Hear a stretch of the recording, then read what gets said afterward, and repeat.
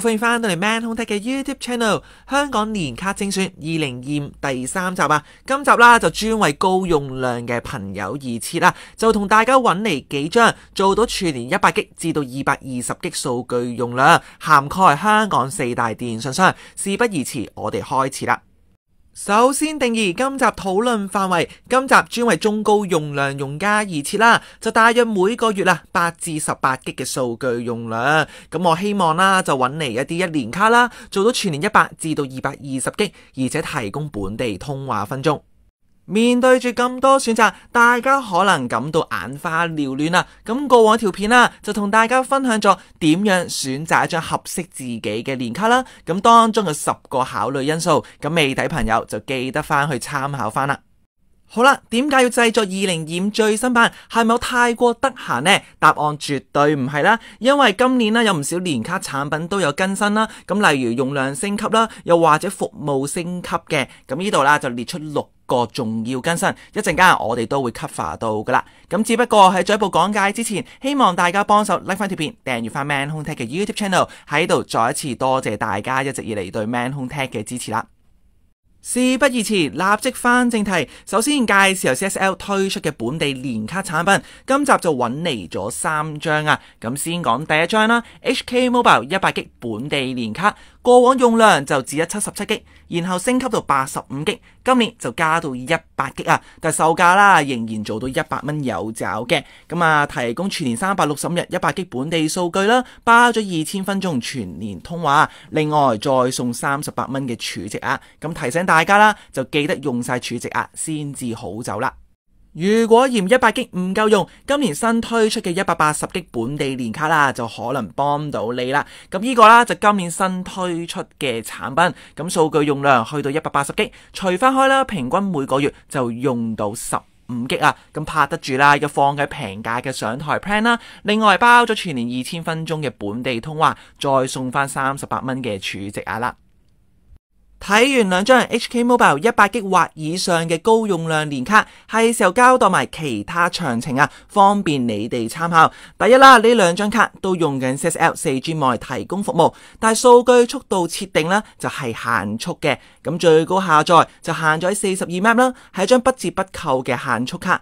但係上載速度就鎖咗 5.76 Mbps， 而且啦過往實測證實呢係鎖得幾實嘅，咁我認為係一大嘅美中不足啦。咁追求上載表現嘅朋友就記得考慮清楚啦。但係佢支援 VoLTE 啦，同埋 Voice over WiFi， 再加上提供自助 MMP 攜號轉台，夠晒方便啦。咁最尾啦，仲送埋全年免費嘅 CSL WiFi 俾你任用嘅。咁今年新增多一點啊，咁就今年升級咗啦。咁你可以開卡之後啦，就去門市俾30蚊申請轉做 eSIM， 但係目前啦就未提供 eSIM 版新卡俾你選購嘅。順帶一提 ，HK Mobile 下載同上載都鎖咗速啊，咁實際表現係點呢？好快定還是好慢呢？咁過往啦就係一個好詳盡嘅全港差速，超過100次，咁未睇朋友啦就可以快參考翻去真實嘅速度表現啦。第3張年卡同樣由 CSL 出品啊，就係 ABC Mobile 120GB 數據儲值年卡，佢都用緊 CSL 4G 網絡提供服務啦，而速度設定都係一樣，最高下載42 Mbps， 而最高上載啦就要鎖到去 5.76 Mbps。都係嗰句啦，介意上載表現朋友啦，就記得考慮清楚。咁佢就包咗全年 120GB 嘅數據用量，除翻開平均每個月就有10GB 去用嘅，咁再送翻免費嘅 CSL WiFi 服務。通話方面一樣送咗全年2000分鐘本地通話，而且支援 VoLTE 啦，同埋 Voice over WiFi， 後者都係一大優點嚟嘅。咁而轉台啦已經做到自助 MMP 攜號轉台，咁跟卡就會送30蚊儲值啊。咁記得啦，棄卡之前就用晒30蚊先好走。但係留心翻，佢有一個缺點就係每個月要收翻3蚊雞行政費噶。咁換言之啦，一年就要收嚟36蚊，就唔係咁適合用嚟養 number 嘅。咁最尾去到目前為止啦 ，ABC Mobile 仲未支援 eSIM， 就唔似 HK Mobile 啦，可以自己揞30蚊轉做 eSIM 啦。其實 ABC Mobile 係一個好長青嘅 CSL 儲值卡副品牌啊，但係近年知名度啦就不及 HK Mobile。如果大家興趣了解 ABC Mobile 所有儲值卡產品啦，咁個人嘅懶人包就幫到你啦。哇，咁快講到 3HK， 今集4張 3HK 高用量年卡等緊你，就記得逐張聽埋落去啦。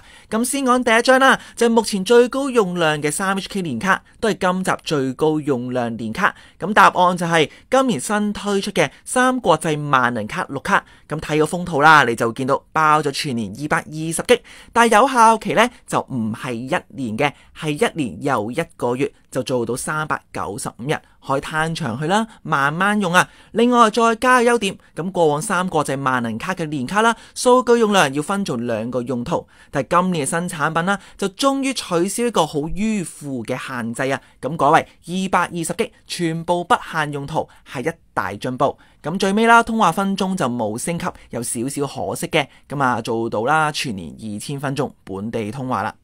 如果唔需要用到220G咁多，咁不如考慮用量低啲同埋價錢平啲嘅紙卡啦。同樣係今年2025年嘅新產品啊，所以數據用量啦係不限用途嘅。咁呢張紙卡啦就包咗395日，即係1年又1個月 ，total 132G嘅本地數據用量。咁除翻開啦，平均每個月都有10G以上啊。咁再加多優點就係紙卡啦，已經提供 eSIM 版新卡，咁一買就係 eSIM 噶啦。咁入面就有張 QR code 嘅，咁但係剛才介紹嘅220G啦，目前就未做到 eSIM 版新卡。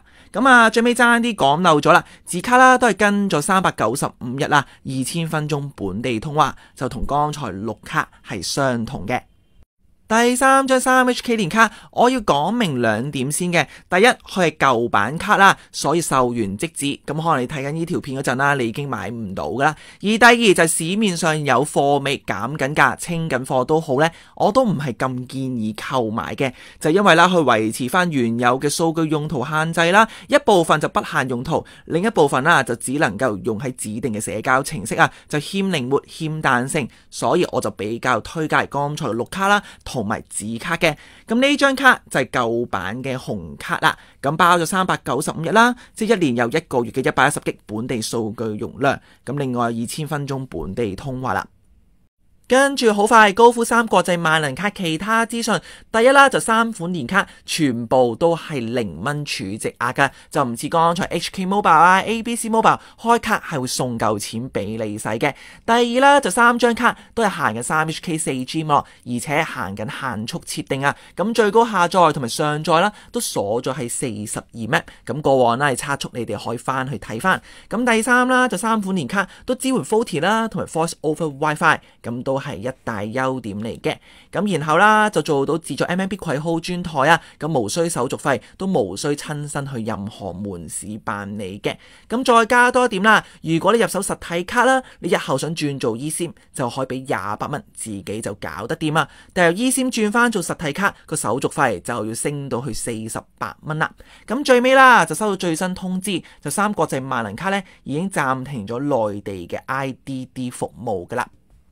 最後一款 3HK 高用量年卡 DIY 儲值卡，雖然呢張卡歷史幾悠久嘅，咁但係近年服務內容啦就冇升級過啊，咁多年我哋翻炒翻一模一樣嘅 content 啦，咁導致到佢嘅競爭力啦或者個知名度就好似有啲失色咗嘅。咁啊，佢最貴嗰款年 plan 啦，就全年270蚊嘅。咁啊，行緊 3HK 4G 網絡啦，同埋全速數據，咁啱晒追求速度嘅朋友仔啦。而且啦，選擇實體SIM卡，又或者 eSIM 版新卡啊。咁另外都做到 MMP 攜號轉台噶啦。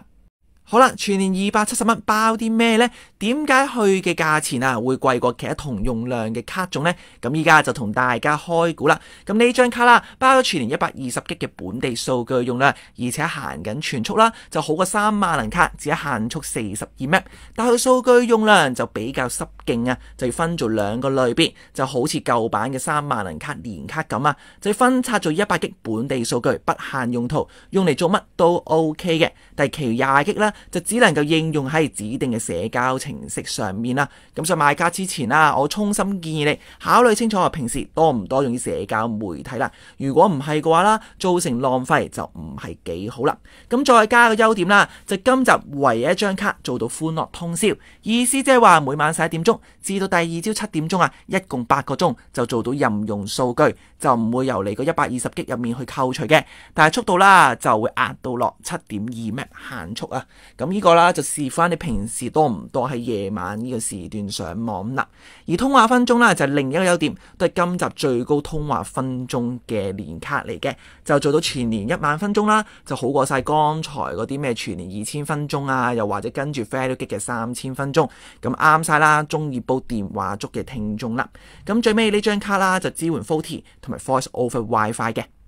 哇，咁快睇晒4張 3HK 高用量年卡產品，最尾有一點都想提醒翻大家啦。咁目前 3HK 儲值卡啦，無論3國際萬人卡定還是 DIY SIM， 又或者蘇 SIM 啊，已經停止內地富豪嘅新申請噶。咁所以諗住買呢一張卡，再去俾錢開多一個內地 number 呢，目前就行唔通嘅。而 3HK 啦，仍然未公布啊，幾時先會恢復翻呢一項服務啦。係時候嚟到下一間電信商 SmarTone 啦，目前只有一款年卡係滿足今集嘅要求啊，就係舊年分享過嘅 FairGig 100G 本地年卡啦，就係用緊 SmarTone 4G 網提供服務啦，而且上網速度做到全速，咁啱啱啦個好詳盡嘅全港差速，咁未睇朋友就記得去翻 manhontech 網站睇啦，咁包咗全年100G 嘅數據用量，再加3000分鐘本地通話，但係留心翻啦，你買續期 plan 如果揀翻100G 嘅話，你個通話分鐘就會被閹割得翻2000分鐘嘅。咁而依家啦 FairGig 已經支援 VoLTE， 但係未開啟 Voice over WiFi 服務嘅。除此之外 FairGig 年卡已經支援漫遊服務啊，包括漫遊通話啦、短信同埋漫遊上網。咁過往舊資訊話佢唔支援漫遊呢，就麻煩你自己過濾翻啦。咁而 FairGig 真正嘅優點呢，就係年卡雖然平平地，但係就送咗全年飛線啦，同埋留言信箱服務，都屬於市面上好罕見嘅選擇。咁啱晒啦，你上有飛線啦、留言信箱，維持翻上台服務質素嘅聽眾啦。好啦，咁最尾佢就做到自助MMB 攜號轉台啦，咁過往我都做過教學俾大家噶啦，但係最尾一點啦，就係去到目前為止仍然未支援 eSIM 啊，冇提供 eSIM 版新卡啦，而且都唔能夠實體卡轉做 eSIM， 所以需要 eSIM 嘅話就唔好考慮 FairGig 所有卡種啦。難得講到 FairGig，其實呢幾年我嘅主力卡啦都係用緊 FairGig 嘅，咁我對於服務質素啦都幾滿意。咁啦，之前有條片就好詳細同大家介紹晒所有嘅年卡卡種啊，咁未睇朋友啦就記得翻去睇一個懶人包啦。最後一間電信商中國移動香港 CMHK， 今年啦去副品牌鴨寮街啊，就將旗下多款本地年卡升級咗用量嘅。咁今集就搜羅咗2張最新年卡啦，就符合我哋心需。咁先講第一張啦，就用量低少少嘅 108G 灰色年卡。咁買卡啦就記得認住去灰色封面寫住本地數據年卡啦。咁呢張卡啦就包咗全年365日嘅 108G 數據用量啦，而且行緊4.5G 全速嘅，咁啱晒啦，唔中意限速嘅聽眾朋友啦。第二張係今集第2位大佬啊，因為佢數據用量啦係今集第2高嘅，就紅色封面 188G 本地數據年卡啦。咁過往就只得 120G， 但係今年就加碼加咗 68G， 去到 188G 咁多，仲多過剛才 HK Mobile 最勁嗰張 180G 啊，但係就輸咗俾3國際萬能卡嘅 220G 啦。咁呢張卡啦就包咗全年 188G 嘅數據用量啦，而且佢數據速度設定由過往限速最高42 Mbps 啦，升級做全速，終於同其他本地年卡係睇齊嘅。咁另外啦，都維持翻一個過往嘅特色啊，定還是係冇乜用嘅特色呢？就係送咗60G 全年嘅 UTV 數據。咁喺度做個統計啦，今時今日有邊個有睇 UTV 用得着呢一嚿數呢？就喺下面留言同我分享翻。咁有機會嘅話啦，就俾我請你飲杯咖啡啦。跟住整理翻鴨寮街本地數據年卡嘅其他詳情啦。咁剛才嗰2張卡全部適用噶啦。咁先講本地通話分鐘，有啲人認為優點，但係有啲朋友啦就覺得係缺點嘅，就因為每個月啦會送300分鐘本地通話，咁計足全年用量呢就3600分鐘，就多過常見嘅2000分鐘啦。但係呢300分鐘啦就唔能夠滾存啦，要逐個月去清，咁啊可能冇咁靈活。咁嘅時候一個月啦，想講500-600分鐘，我就幫你唔到啦。咁而第二點啦，佢就提供 MMP 攜號轉台，但係留心翻，佢唔係自助攜號轉台，唔能夠喺網上自己搞得掂啊。相反啦，就要去翻指定嘅經銷商俾錢，等佢職員幫你辦理。咁啊就稍為麻煩少少啦。而通話啦，佢支援 VoLTE，但係就唔支援 Voice over WiFi 啊。咁再加多3個缺點啦。咁第一就係唔支援漫遊通話服務。咁所以時去旅行啦，可能要聽電話或者打電話啦，咁呢張卡就唔適合你啦。咁再加上唔提供留言信箱服務啊，就算你肯加錢呢，都冇得俾你去買呢個 option 嘅。咁所以啦，要用到留言信箱就唔好考慮鴨寮街啦。咁最尾就去到目前為止啦，成個鴨寮街品牌係仍然未提供 eSIM 服務嘅。